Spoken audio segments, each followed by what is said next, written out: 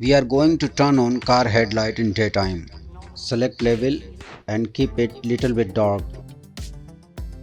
Create a new layer and select this color. Pick brush and set its size. Fill in this layer. Blending mode to overlay. Create another layer and select this color. Pick brush. Brush hardness should be 0. Set blending mode to linear dodge. Copy the same layer. One more copy to create a shadow. Transform it and set. Now 4 layers, make a group, Ctrl G. Create another copy of same group and reposition to another light.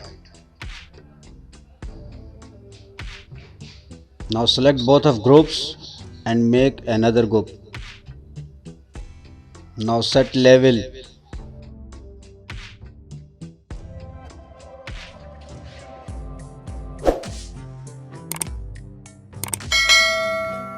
Now you can check turn on headlight.